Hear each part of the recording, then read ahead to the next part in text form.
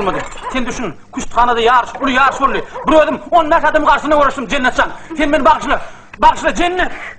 Sen beni attırmacak olsan gün boş yerde. Gittim attırata ettin de. Sen beni kovuyan mı? Kovuyan. Neyme, gitmeli diyen mi? Gitmersin. Giderim. Ana yanı tek. Gidişin göreyim. Hani bol git de. He. Var. Biterim giderim. Gidiler. Hoş kal. Oy! Bunun çıkmasları! Kövüşün başını yesin. Üyedin ağrı maskara. Bir de miyine maskara ettin erken. Ne? Algışın kalan namaz. Ne bunu namaz? Yalansan yalan olup sevgim diyen var ya hasen. Maymun sen yollaşın olsun. Kıştın kavrunda dikilsin. Ne?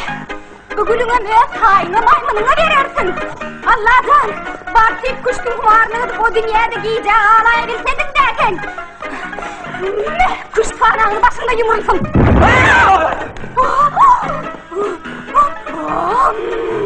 Onu değil mi? İyidin ondan önleyen. Yere o gражданин. Ne girdin elim tatlı olsun. Heleyden. Uy. Ayalın kaç kere. Mene şu yerde hiç ayal var mı? O ne ayalın? Sevgili ayalının. Ana kovulap yetik geli. Görem akmay. Ana sen durula sen kim varsın? Familiyan ne mi? Grossmeister Oralov. Alo. Delhane mi? Sizin bir grossmeister'a kaçın ne alır? Familiyeti? Öda Batvinnik diye.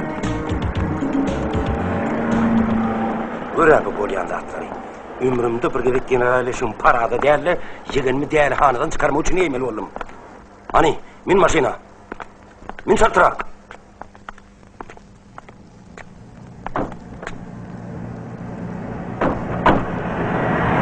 Cennetin öz tağın değerliğine inni göz yetireyim olsan gerek. Göre, heyni kâlar öyünün botoğusunun gelin kaçıp kayıttırdık işitmedin. O bizi ne hil vecera etti. Biliyor musun? Kemine şakir şu tetelli hileler hakkında ne emeler deyiptir. Ey ağalar yaman hatın sakkalın çıkmana gider. Ağrayın yere dökür kara bağrını kan eder. Kara bağrını kan eder.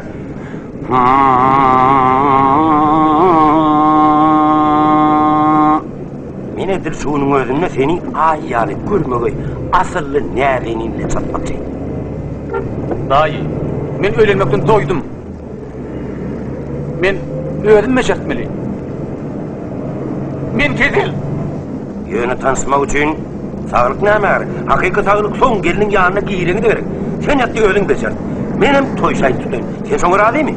Razı ho, men hep bedava razı. Şimdi tek kira olur.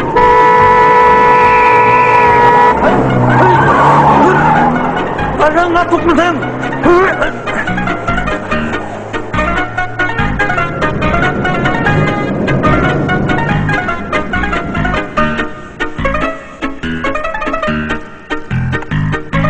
Hey, Daddy!